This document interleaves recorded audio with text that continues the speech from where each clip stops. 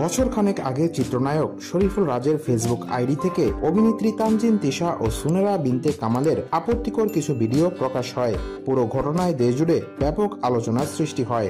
কিভাবে রাজের Facebook account থেকে এই ভিডিওগুলো ছড়িয়ে পড়ে সে বিষয়ে নীরব ছিলেন এই নায়ক। তবে অনেকেই দাবি করেন রাজের সাবেক স্ত্রী পরিমণির হাত ছিল এসবের পেছনে, তিনিই হয়তো ভিডিওটি প্রকাশ করেছেন। এই ঘটনার রেশ ধরে পরিমণি ও তানজিন তিশার সম্পর্কে অবনতি ঘটে। দুজনের মধ্যে কথা বলা এমনকি মুখ দেখাও বন্ধ হয়ে যায়।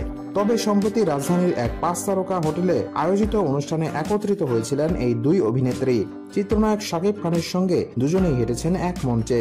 সেখানে তিশা পরির মাঝে কোনো কথা হয়েছে কিনা সে বিষয়ে অনুষ্ঠানে উপস্থিত অনেকেই জানিয়েছেন দুই নায়িকাকে হাই হ্যালো করতে দেখা গেছে, তবে দীর্ঘ কোনো আলাপ হয়নি।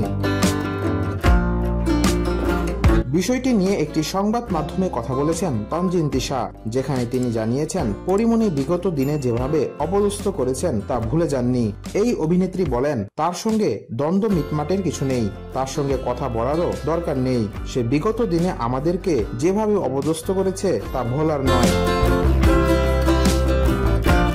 মঞ্চে পরিমণির সঙ্গে কথা হয়েছিল কিনা এমন প্রশ্নে তিশা বলেন, মঞ্চের পেছনে এসে সে আমার হাত ধরেছিল, তখন হাই হ্যালো না বলার কিছু নেই। এর আগে একই মঞ্চে চিত্রনায়িকা বিদ্যা সিনহা মিমের সঙ্গেও দেখা হয় পরীর। তার সঙ্গেও অভিনেত্রীর সম্পর্ক ভালো ছিল না, তবে এদিন দুজনকেই হাসি মুখে কথা বলতে দেখা গেছে।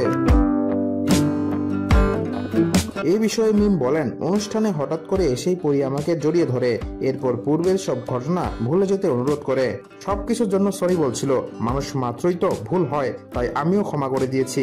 তবে মিমকে সরি বলার ঘটনা অস্বীকার করেছেন পরি। তিনি বলেন, আমি তাকে সরি বলেছি, এমন কথা কখন হলো, কে শুনেছে, কেউ বলতে পারবে? এটা কি স্বপ্নে হয়েছে? এ তো দেখছি সেই স্বপ্নে খাবার খাওয়ার ঘটনার মতো।